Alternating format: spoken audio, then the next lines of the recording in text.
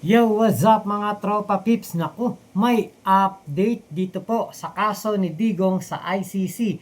Galing mismo kay Attorney Kaufman. Naku, eto po, panoorin niyo po at meron tayong reaksyon. Sir, in September, President Duterte will be facing a confirmation of charges hearing. So for those who are not in the know, what happens in a confirmation of charges hearing? What can we expect? Well, a confirmation of charges hearing is basically the second stage in the criminal process at the International Criminal Court. The first stage is the part of the process where the defense really has no role. That's the issuance of an arrest warrant. And an arrest warrant is issued on the basis of a reasonable suspicion, namely that the judges have reasonable grounds to believe that the suspect, in this case the former president, committed a criminal offence. The second stage of the criminal process is after disclosure has taken place. That is, disclosure of the prosecution's evidence. And then the judges examine the evidence to see whether or not substantial grounds are made out to believe that the former president committed the crimes that he's accused of. And then obviously the third stage of the process, if we get beyond the confirmation of charges, which is when the judges examine the substantial grounds to believe, the third stage of the process is the trial. And we all know that you can only be convicted at the criminal court, International Criminal Court, if beyond a reasonable doubt, if there's evidence to show that crimes have been committed beyond a reasonable doubt. So really we are at the middle stage of the process now. We've been disclosed the prosecution's evidence and we're beginning to learn it. As I said, it's a lot of evidence. Something like 2,000 items of evidence, even more. And each item of evidence contains up to 100 pages of evidence. So there's a huge amount of work. We approach this exercise using information technology. The court has its own systems. We're all experienced in managing databases. We have to be in order to assess the evidence and to analyze it and to be able to counter it at the confirmation of charges proceedings. Ako, galing mismo kay Kaufman. Napakarami daw pong ebidensya. Doon sa loob ng 2,000 na evidence na ipinasa ng prosecution, ng ebidensya ng mga nagdemanda. Sa isa po, sa 2,000 na yon, sa isang ebidensya, meron pang nakapaloob doon na nasa 100 na ebidensya. Kinukwenta ko nga, hindi ko makwente. Ibig sabihin, ganong kadami ang ebidensya na nalikom po ng mga biktima ng EJK. Kasi ang dami nga pong na biktima ni Digong dito sa kanyang pamumuno, sa kanyang utos na napakadelikado na nagresulta sa napakaraming paggurgur sa mga tao na pinagsususpetsahan pa lang naman pero ginurgur na. At yung iba talagang walang mga kasalanan at ginurgur lang para makakota ang mga PNP noon. Nako. Imagine niyo po 'yon. Sa isang ebidensya, doon sa 2,000 ebidensya, isa doon merong 100 na ebidensya pa. So yung iba, hindi natin alam kung ilan ang bilang, pero eto lang, dun lang, pagpalagay mo na lang sa 2,000 ebidensya na yon. Ibig sabihin, ganong karami ang ebidensya na nalikom ng mga tao na magpapatunay na talagang si Digong ay lumabag po sa International Criminal Court. Meron talaga siyang paglabag, meron talaga siyang ginawang kasalanan.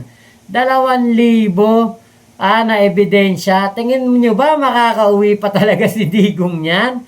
Tingin niyo ba talaga mabibigyan pa ng interim release etong si Digong? Malabo na yan. 2,000 ebidensya ang meron etong prosecution. Naku po, Sus Mariosep. Malabo na talaga. Parang suntok sa bana yung interim release, yung pag-uwi ni Digong. Siguro baka uuwi naman si Digong, kaya lang after niyang ma-serve ang kanyang sentensya. Pero, let's say, katulad nito, nasa 5 buwan na si Digong doon sa ICC, kapag po natapos niya yung 30 years na yan, kunwari, masentensyahan siya, 30 years. Kunwari, masentensyahan siya sa, ngayon, 2025, masentensyahan siya sa 2030. So, yung 5 years na ginugol niya habang siya po ay nakapiit sa The Hague, sa ICC, sa Netherlands, kasama na po yun sa kanyang, sentensya. So, kapag nasentensyahan siya ng 30 years, 25 years na lang ang kanyang gugugulin. So, si Digong po ay posible pa namang makauwi po talaga sa 2055. Okay. If you talked about this process being a matter of stages, and we are now in the middle stage. So if this proceeding gets past the confirmation of charges, then it goes to a full-blown trial. Is it correct to understand that there's a possibility that at this point the case could still be dismissed? Yes, there is a possibility. As I said, the test is, are there substantial grounds to believe that the former president committed the crimes which he's accused of? That is a lower standard than the standard at trial, which is beyond a reasonable doubt. So, on the basis of the evidence that we've had to disclose to us, we can argue that various crucial elements of the crimes have not been made out on the substantial grounds standard and ask for the case to be dismissed. And that's what we will attempt to do. Okay. Mr. Duterte has been in detention for 5 months. So, how confident are you of the prospects of this case not going beyond this stage that we are about to enter? Well, I'm very cautious about talking prospects. I know that my team and I have done the best we possibly can, and we're hoping for the best possible result. And obviously, the best possible result would be that this case would not go beyond the confirmation stage of proceedings. However, we're up against a prosecution. We're up against a strong prosecution, I may say, which has been investigating this case for the best part of 5 years. They've accumulated a huge amount of evidence. So, to a certain degree, they have an advantage on a defense. That doesn't mean that the defense is not able to analyze the evidence which has been disclosed with a fine-tooth comb and find, shall we say, loopholes or mistakes or things that haven't been properly investigated. That's our job. We're there to make sure that if the charges are confirmed, they're confirmed for the right reasons and not for the wrong reasons. Nako, Kaufman, kakasabi mo lang 2,000 yung ebidensya na hawak ng prosecution ng ngayon pinag-aaralan ninyo. At sabi mo nga, sa dinami-dami nito, gumagamit kayo ng teknolohiya, yung information technology. Nako, tingin nyo ba ang ICC hindi rin magpag-aaralan o hindi rin nila titignan ng mabuti itong mga ebidensya na ipinasa ng mga nagdemanda laban kay Digong sa ICC? Kasi ito lang po yun Siyempre, bilang abogado, aasa ka ng aasa. Siyempre, bilang abogado, sasabihin mo talaga na hindi matutuloy itong kaso, mababasura ang kaso, madidismiss ang kaso, hindi mapaparusahan si Mr. Duterte.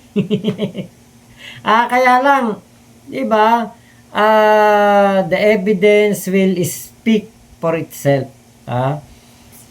Alam niyo po, ako naniniwala si Digong talaga ay pagbabayarin dito sa mga kasalanan niya na ito. Parurusahan siya talaga. Maaring, malay natin, di ba? Kasi, hindi naman talaga natin alam kung ano ang mangyayari in the future. Wala naman talagang nakakakita ng mangyayari sa inaharap. Marami po diyang bula ang propeta. Marami diyang manghuhula, marami diyang nagpapanggap na may mga psychic power na makikita nila ang inaharap. Pero dito sa kaso ni Digong, walang nakakaalam kung ano talaga ang mangyayari. Pero isa lang ang aking sinisiguro. Si Digong ay pagbabayarin. Hindi man dito sa lupa, doon sa minumura niya sa taas. Sigurado ko, meron siya talagang kalalagyan. Di ba? Yun naman ang realidad ng buhay natin. Kahit na ano pang gawin natin na kasalanan, di ba? Maaring makaligtas man tayo sa kasalanan natin dito sa lupa. Pero doon sa taas, hindi tayo makakaligtas. Nakatutok yan, 24/7. Umulan, bumagyo, magkaroon ng lindol, pumutok ang bulkan. Nakatutok ang CCTV na yan sa bawat buhay natin. So, alam ng ating Panginoon kung ano talaga ang ginawa ni Digong. Maaring, sinasabi ni Kaufman yan, syempre, para mabigyan ng fighting spirit ang mga Duterte at lalong-lalo na si Digong, di ba? Pero, alam natin yan. Alam natin na meron talagang kasalanan si Digong. Yung dito sa lupa kumbaga parang bonus na lang yan kung siya maparusahan. Pero yung doon talaga sa taas, doon talaga yung grand finals.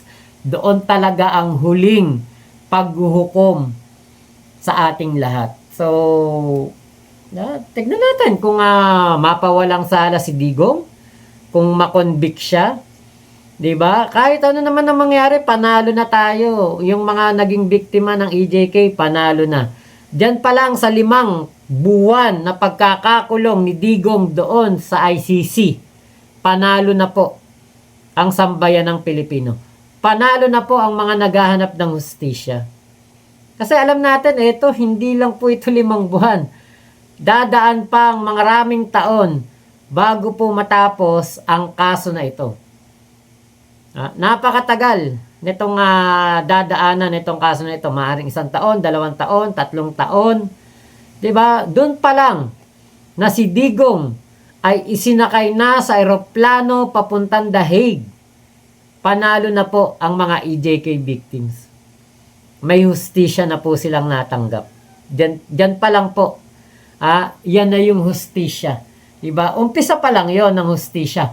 Pero meron na silang nakuhang hustisya. At ang mga maka-Duterte po hanggang ngayon ay nagdadalamhati dahil ang kanilang anito maglilimang buwan na nakakulong doon sa ICC. Doon pa lang wala nang bawi ang mga maka-Duterte. Sir, there were also reports about the possibility of an interim release for the former president. First of all, what happens in an interim release? Is it like this is a concept that is entirely new to the Philippine audience because I don't think we have that in our system. So what happens first in an interim release generally? Well, it's called interim release because it means you're released until trial or released until the judges should decide otherwise. It's a right of every suspect to be released because every suspect, until proven guilty, is in fact innocent. However, on the basis of the reasonable grounds standard, there are certain factors which the judges of the court will argue militate against interim release, and there are 3 recognized risk factors. Those factors are, first of all, the risk of flight, secondly, the risk of interference with witnesses and evidence, and thirdly, the risk of continuing to commit crimes. Okay, now obviously being in prison, no longer being in a position of power, no longer having access to the instruments of power, the former president has absolutely no means to commit crimes. Not that he ever committed crimes, because we believe that he was innocent anyway. But regarding the risk of flight, well, he's 80 years old. He's tired. He's not going anywhere. He's probably one of the most famous people on the planet. It would be impossible for him to flee, for him to hide anywhere. And as for the risk of threatening witnesses, well, we have strong grounds to argue that that would never take place anyway. And let's face it, there have been Senate hearings where people have come, they've made these allegations in the past against the former president, and absolutely nothing has happened to them. So there's no concrete risk whatsoever of a threat to witnesses. All the risk factors that exist can be adequately neutralized. However, that's not the end of the story. In order for someone to be released at the International Criminal Court, there is a need for a host state to receive him. And we have undergone negotiations. We had an agreement with the prosecution for one state. That was frustrated for reasons which will become apparent in due course. We have another state which is currently contemplated by the court and by the prosecution. The prosecution object, and it's for the judges to decide. Unfortunately, I'm not at liberty to mention names of countries for the simple reason that the matter is subject to confidential litigation. Ako, bad news ito sa mga pro Duterte. Wala pa pala talagang tumatanggap na bansa kay Digong. Sus Mariosep. Akala ko ba maraming nagmamahal kay Digong? Akala ko ba mag-aagawan ang mga bansa para doon na lang ma-interim release etong si Digong? Yun pala. Wala palang tumatanggap, di ba? Ay, nako talaga, ang daming fake news na pinapakalat nitong mga DD shit na to. Alam nyo, masakit to. Alam ko, naintindihan ko kayo, mga DD shit, DDFs, mga dutae. Naintindihan ko na masakit para sa inyo to, na marinig ninyo, galing pa mismo sa abogado ni Kaufman, na ang interim release po ay mukhang malabo. At wala talagang bansa pa na tumatanggap. Merong inirekomenda ang korte daw, pero delikado si Digong kapag po nakalaya. Hindi sapat yung dahilan na isa siya sa pinakasikat na tao dito sa buong mundo. Matanda na siya. 'Di ba?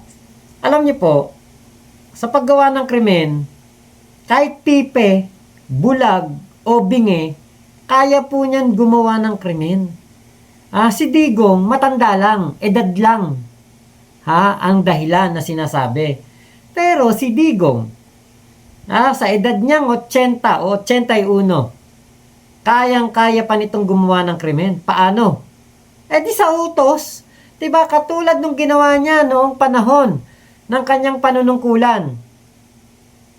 Diba, sinabik niya sa kota ang mga PNP. Sinabik niya sa reward ang mga tauhan niya. Matanda na rin naman siya nun diba? Pero nakagawa pa rin siya ng krimen. Kahit ang isang bedridden o lumpo, kayang-kaya pong gumawa niya ng krimen. Dahil may bibig pa yan. May mata yan. May kamay yan. Diba? Ang lumpo kaya pang gumawa ng krimen yan. Paano? Cyber libel. Kaya pa niyan magsalita ng mga paninira, mga hindi makatotohanan. Diba? Kaya hindi po totoo na si Digong at the age of 80 o 81 ay safe. Risk ano ba yun? Yung walang risk. Para siya ay makagawa pa ng krimen o matreten niya ang mga nagdemanda sa kanya o yung mga witness. Hindi po totoo yan. Napakaraming kaalyado niyan Napakaraming tauhan yan. Di ba si Sara nga, ultimo nga presidente at ang House Speaker at ang First Lady. Kayang-kaya niya na ipagurgur.